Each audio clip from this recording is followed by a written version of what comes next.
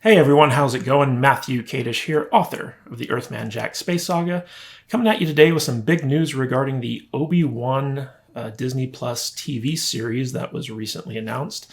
Now, a lot of fanfare has been surrounding the announcement of an Obi Wan TV series because, let's face it, this is something that Star Wars fans have wanted for a long, long time.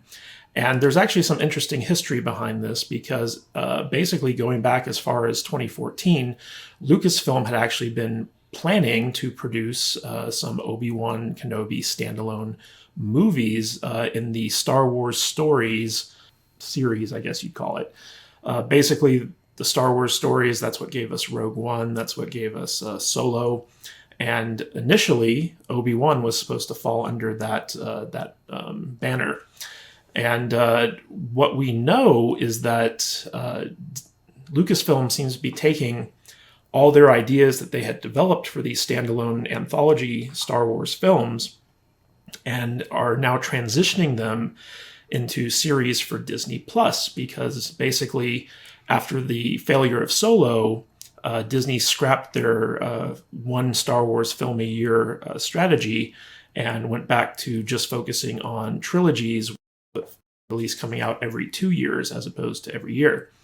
So essentially on the Star Wars movie front, we're getting the new trilogy from Benioff and Weiss, and that is going to be interspersed with the new Avatar movie. So one year we're going to get an Avatar film, then we'll get a Star Wars film, then an Avatar film, then a Star Wars film, and so on and so forth until those series run their course.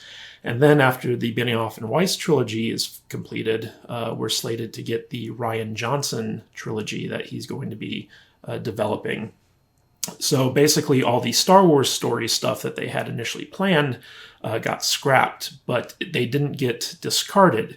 Basically, if you look at Disney's upcoming slate, and I did another video about this before, they're just repurposing all their spin-off ideas into series for Disney Plus.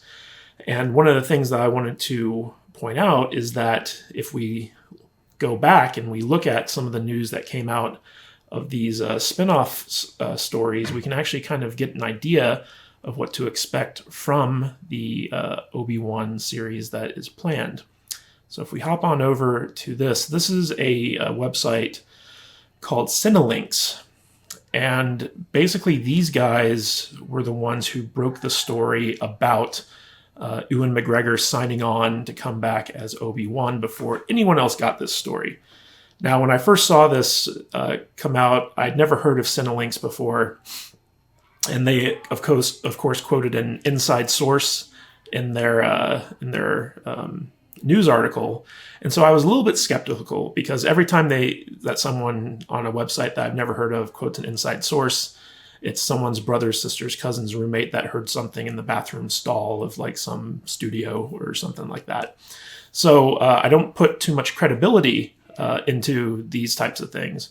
However, one thing that was of note of this was that hours after this site ran this story about Ewan McGregor signing on to return as Obi Wan Kenobi, every single industry publication was trying to confirm this. And you had Deadline Hollywood, you had Variety, you had Hollywood Reporter, you had all the big industry publications coming out with their own stories saying that they have confirmed that there were at least talks going on, which told me that there was actually some credibility to this scoop that Cinelinx had.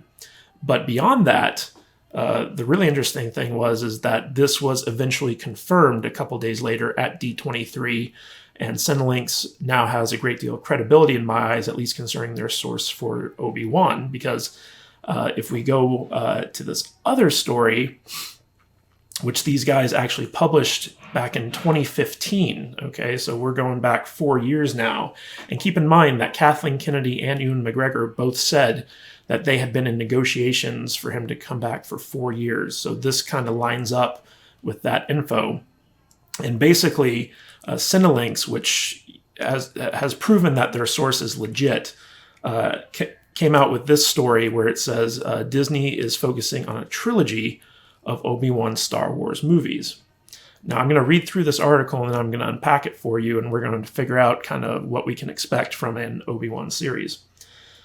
So we start with an update that says the guys over on the Schmoes Know have now added their own report on this subject, claiming that they've heard the same thing about a possible Obi Wan Kenobi trilogy, but that their sources have heard Ewan McGregor is actively in talks with Disney to reprise the role. Word around the halls is that Disney is in negotiations with Ewan McGregor for an unknown project, but from a source commenting on some of the more interesting conversations happening behind closed doors, it's for McGregor to once again transform into the venerable Jedi Master Obi Wan Kenobi.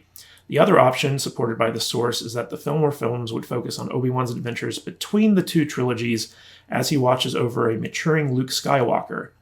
The films would be standalone adventures with the possibility of characters like Owen Lars and Darth Maul appearing. Then it goes on to their initial report, which is back from 2014, so this is going back 5 years. I'm going to preface all this with a big disclaimer here. This is pure rumor at this point. While I trust the source and the information that's been given in the past, it's entirely possible he's misinterpreting the information at his disposal right now. That's what I'm thinking, but I'll explain why I feel that way here in a bit. Let's move on to the rumor itself. A few weeks ago, we reported on the rumor that due to the popularity of the character with fans, Disney Lucasfilm are actively developing an Obi Wan Kenobi standalone film. This isn't the first time we've heard of a Kenobi spinoff either. Over a year and a half ago, when we first learned about the spinoff movies, one of the first rumors said that Kenobi would be getting his own film, with Darth Maul no less. In short, these Kenobi rumors have been around for a while, and where there's smoke, there could very well be fire. Our source has gone on to expand on last month's rumor that the art department were drafting ideas for Kenobi's standalone. First up, they are not talking about an Obi-Wan spin-off movie, but a trilogy of Obi-Wan movies. I need to stress that these movies are not connected. They aren't part of a story arc, but 3 separate Obi-Wan adventures set between episodes 3 and 4. That's interesting. This is coming on a variety of art that he's seen being developed for the films based on ideas. If it were to happen, I like the idea of not being an interconnected trilogy, but rather a set of films that can stand on their own. What ideas could these 3 films center on? He then lists the ideas. It seems like the 3 movies are as follows.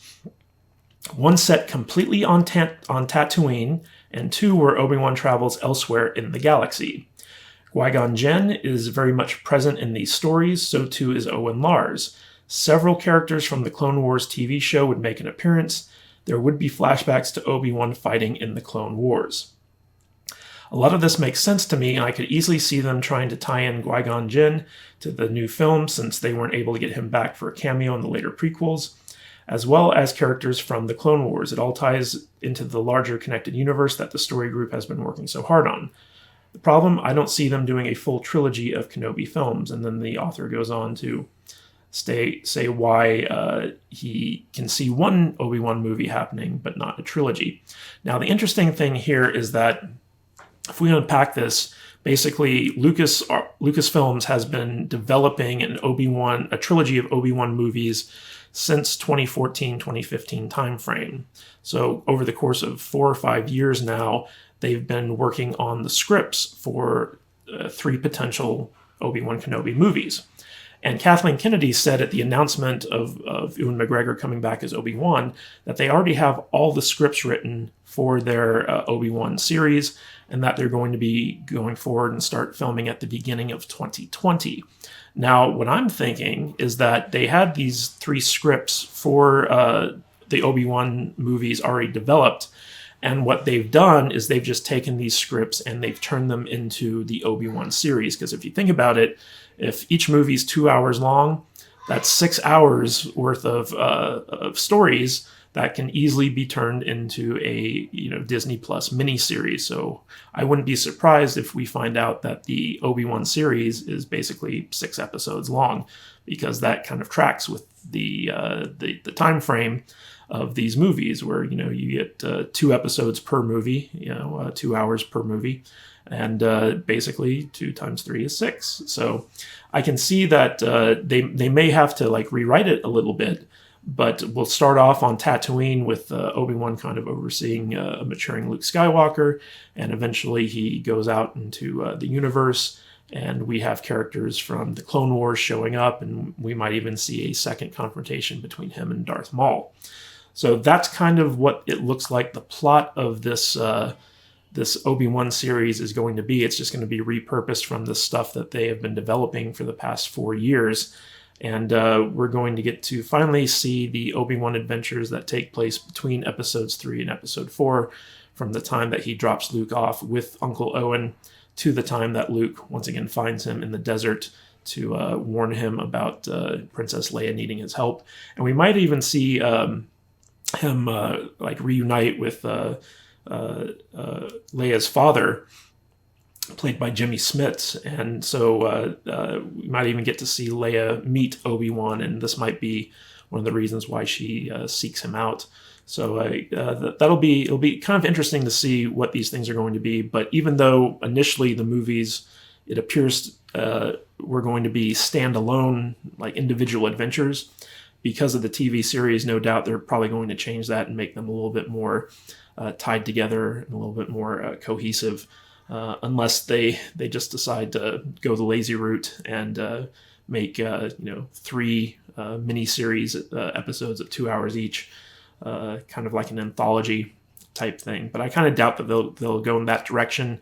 I think that they'll rejigger it to be an actual legitimate like TV series, where it's basically like a 6-hour movie as opposed to a 2-hour movie, or just 3 2-hour movies strung together randomly. But long story short, Cinelinx has proven that they're pretty spot on with their source when it comes to the Obi-Wan stuff going on over at Disney. Like I said, their recent exclusive pretty much nailed it before anyone else. And this goes back, the source of theirs goes back all the way to 2014. So it certainly seems like their source has some good insider knowledge that we can pretty much take to the bank. And from his earlier reports, it looks like they already had 3 movies in the works, and that kind of tracks with Kathleen Kennedy announcing that they had the scripts already written. So my guess is that this is basically what we can expect from a Obi-Wan Disney Plus series, where it starts off on Tatooine, and then he travels elsewhere in the galaxy. Qui-Gon Jinn is going to play a role. Owen Lars is going to play a role. We're going to get Darth Maul coming back. We'll see some flashbacks of Obi-Wan's time in the Clone Wars. So we'll see what other characters they resurrect. Maybe they'll get Hayden Christensen back. I mean, who knows? But basically, prequels fans are going to be tuning into this and subscribing to Disney Plus to check out the new Obi-Wan series. I'm certainly interested in it, and I would love to see what they do with it, and if this information turns out to be correct. Anyway, what do you guys think about my theory? Do you think I'm spot on with this? Do you completely disagree with me? If you do, let me know in the comments section, and as always, subscribe to my channel for more movie, TV, and entertainment news and analysis. This is Matthew Kadish, and I will catch you in the next video.